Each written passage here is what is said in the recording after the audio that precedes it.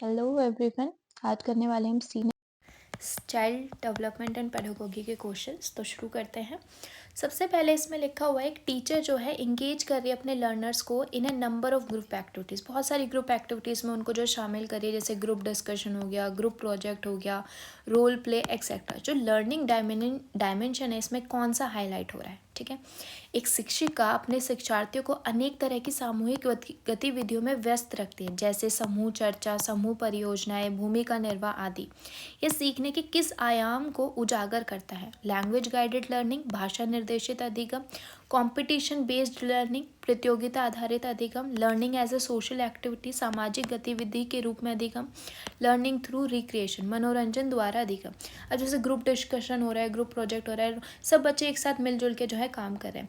अब जिसमें जब बच्चे जैसे इंगेज हो रहे हैं एक दूसरे के साथ, इसमें क्या हो पा रहा है कि उनकी जो सोशल स्किल्स है वो भी क्या हो रही है, इनकी अच्छी हो रही है, कम्युनिकेशन उनका अच्छा हो रहा है, एक दूसरे से वो बातचीत कर रहे हैं। तो इसमें जो उनकी सोशल लर्निंग जो है फ़ायदेमंद हो रही है। तो यहाँ पे हम जो है एज ए सोशल एक्टिविटी क्या कर रहे हैं, learning as a social activity आपका सही आंसर होगा। Okay, now the next question is creativity is usually associated with, सृजनात्मकता मुख्य रूप से संबंधित है किस रूप से?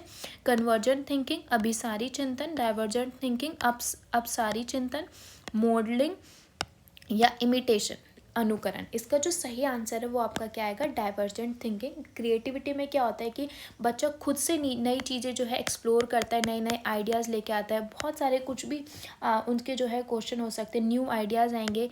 तो ये जो है आपका किस में आता है? डाइवर्जेंट थिंकिंग में आता है, ठीक है।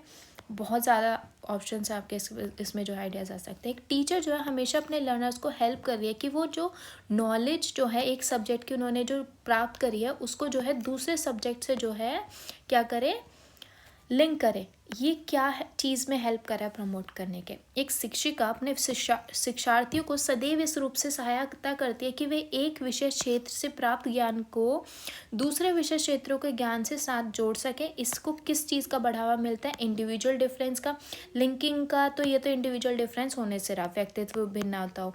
लर्निंग ऑटोनॉमी, मतलब एक ही से लर्न करना, ये भी नहीं होगा आपका। री पूर्ण वर्णन या को relation and transfer of knowledge, ज्ञान के सह संबंध एवं अंतरण।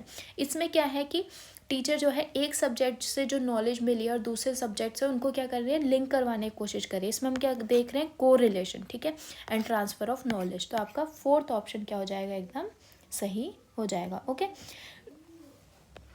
now the next question is teacher should study the errors of the students।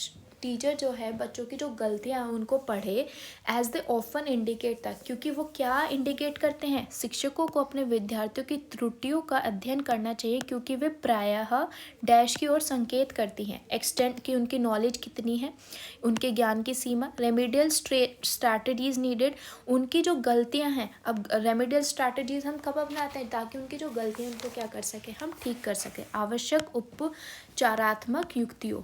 Pathways for ability grouping, योग्यताओं के अनुसार समूह बनाने हेतु दिशा निर्देश। नीडेड फॉर डिफ्रेंशिएटेड करिकुलम, भिन्न प्रकार की पाठ्यचर्या की आवश्यकता है क्या उनको? तो अब डिफरेंट करिकुलम की आवश्यकता है कि नहीं है उनको, जो है ability pathways for ability group. तो इसका जो सही आंसर होगा, जब हमें पता होगा कि भाई बच्चे के अंदर जो है ये कमी है, तो हम जो उसी के अकॉर्डिंग जो है रेमिडियल स्ट्रैटेजीज, उपचारात्मक युक्तियों को क्या करेंगे, अपनाएंगे और उनको ठीक करने की कोशिश करेंगे, ठीक है। Now the next question is when previous learning make no difference, अगर पहले की जो प्रीवियस नॉलेज है वो कोई डिफरेंस नहीं लेकर आ रही है नई सिचुएशन में, at all to the learning in a new situation, इसको हम क्या बोलेंगे? जब पूर्व का अधिगम, अधिगम मतलब लर्निंग, नई स्थितियों के सीखने को बिल्कुल प्रभावित नहीं कर रहा है, तो इसमें क्या हुआ? Positive transfer of learning.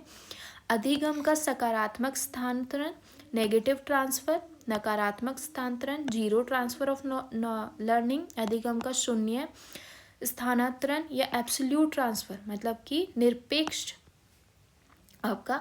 तो इसका जो सही आंसर है वो क्या होगा? जब उस पर कोई फर्क ही नहीं पड़ रहा है, नो डिफरेंस, तो वो आपका क्या आएगा? Zero transfer of learning. Okay, now the next question is according to पियाजे कॉग्निटिव थ्योरी जो है लर्निंग की, the process by which the cognitive structure is modified, जिसके थ्रू कॉग्निटिव जो स्ट्रक्चर है उसको हम मॉडिफाई कर सकते हैं, उसे क्या कहा जाता है। पियाजे के अधिगम के संज्ञात्मक सिद्धांत के अनुसार, कॉग्निटिव लर्निंग के अनुसार, वह प्रक्रिया जिसके द्वारा संज्ञात्मक संरचना कॉग्निटिव स्ट्रक्चर जो है उसको हम मॉडिफाई कर सकते हैं, संशोधित कर सकते हैं, उसे क्या बोलते हैं। एसिमिलेशन, स्कीमा, परसेप्शन या अकोमोडेशन, समायोजन, प्रत्यक्षण, समावेशन। तो इसका जो सही आंसर है वो आपका क्या आएगा, इसमें जो है आपका the process by which a person takes structure into their mind from the environment. ठीक है, जहाँ पे हम जो है स्ट्रक्चर को जो अपने माइंड में रखते हैं, जो भी हमने देखा है, तो उसमें आपका एसिमिलेशन जो है आपका सही आंसर आएगा। Now the next question is according to theories of motivation, एक टीचर जो है अपनी लर्निंग को एनहांस करती है। कैसे टीचर अपनी लर्निंग को बढ़ा रही है। अभिप्रेरणा के सिद्धांतों के अनुसार एक शिक्षक डैश के द्वारा सीखने को संवर्धित कर सकता है। नॉट हैविंग एनी, कि बच्चों से कोई एक्सपेक्टेशन ही ना रखे, विद्यार्थियों से किसी प्रकार की अपेक्षा ना रखना। सेटिंग एक्सट्रीमली हाई एक्सपेक्टेशन, बहुत ज़्यादा जो है क्या कर देना, बच्चों से अपेक्षा रख लेना, या फिर बच्चों से जो वास्तविक आपकी अपेक्षा है वो रखना। या सेटिंग यूनिफॉर्म स्टैंडर्ड्स ऑफ है, एक रूप स्तर, अपेक्षाओं का एक रूप स्तर रखना। तो इसमें जो आपका सबसे सही क्या होगा कि जो है जो एक्चुअल रियलिस्टिक एक्सपेक्टेशन होनी चाहिए बच्चों से, सिर्फ वो ही रखना। हाई एक्सपेक्टेशन रख लेना या बिल्कुल भी नहीं रखना, वो चीज़ें गलत हो जाती है। ठीक है, रियलिस्टिक जो है आप रखेंगे बेहतर रहेगा एक टीचर के लिए। Now the next question is, एक टीचर जो है audio visual aids and physical activities अपनी टीचिंग में इस्तेमाल कर रही है। इससे क्या होता है, एक शिक्षिका अपने शिक्षण में दृश्य, श्रव्य सामग्रियों और शारीरिक गतिविधियों का प्रयोग करती है, क्योंकि प्रोवाइड डाइवर्जन टू लर्नर्स, एक शिक्षार्थियों को वैविध्य उपलब्ध कराते हैं। यूटिलाइज मैक्सिमम नंबर, इससे क्या होता है, ऑडियो विजुअल से मैक्सिमम मतलब ज़्यादा नंबर ऑफ सेंसेस हमारे क्या होते हैं इन्वॉल्व होता है, और हमारी लर्निंग क्या होती है, अच्छी होती है। इनमें अधिकतम इंद्रियों का उपयोग सीखने को संवर्धित करता है। रिलीफ टू द टीचर, एक शिक्षक को आराम देते हैं। फैसिलिटेट इफेक्टिव असेसमेंट, वे प्रभावी आकलन को सुगम बनाते हैं। इसका जो सही आंसर है वो आपका आएगा।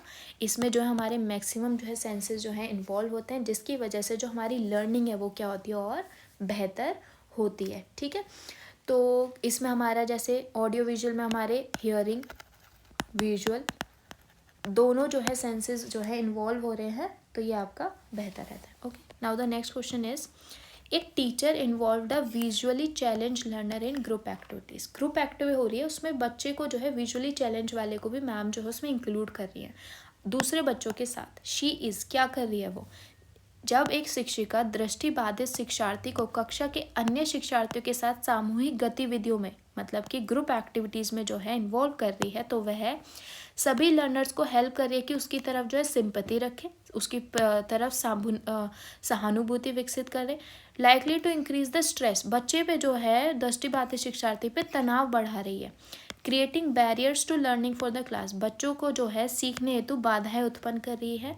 या फिर वो जो है इंक्लूसिव एजुकेशन के अकॉर्डिंग एक्ट कर रही है, समावेशी शिक्षा की भावना के अनुसार वो जो यहाँ पे कार्य कर रही है। तो इसमें हमारे इंक्लूसिव एजुकेशन में क्या था, include all the students in, मतलब सभी बच्चों को शामिल करना, ना ये सोचे बगैर कि वो उसकी फिजिकली डिसेबिलिटी है या नहीं है। ठीक है, तो आपका फोर्थ ऑप्शन क्या हो जाएगा, ठीक हो जाएगा। आज की क्लास का लास्ट क्वेश्चन है आपका, साइंस एंड आर्ट एग्जीबिशन जो होते हैं, म्यूजिक एंड डांस शो, ये स्कूल मैगजीन्स में जो आते हैं आर मेंट टू, ताकि वो अपने एक स्कूल का नाम जो है इस्टेब्लिश कर सके, विद्यालय का नाम रोशन करने के लिए, पेरेंट्स को सेटिस्फाई संतुष्ट करने के लिए।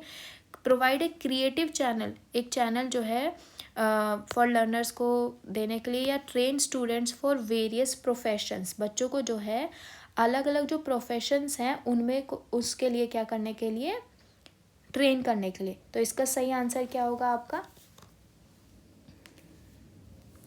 Provide a creative channels for learners. ठीक है, शिक्षार्थियों को सृजनात्मक मार्ग उपलब्ध कराने के लिए। ठीक है, क्रिएटिविटी जब तक बच्चा अपना नहीं दिखाएगा, उनकी जो सोशल है, उनकी थिंकिंग, वो सब जो है क्रिएटिविटी दिखाने से उनकी जो ये सब चीज़ें क्या होती हैं, बड़ी अच्छी होती हैं, ठीक है। ये जो है उनको काफ़ी हेल्पफुल रखती है फॉर फ्यूचर ऑल्सो, ठीक है। तो आज की क्लास हमारी यहीं ख़त्म होती है। कोई गलती हो जाए तो प्लीज़ माफ़ कर देना। And thank you so much. Please पसंद आए तो लाइक एंड सब्सक्राइब ज़रूर करें। Bye bye.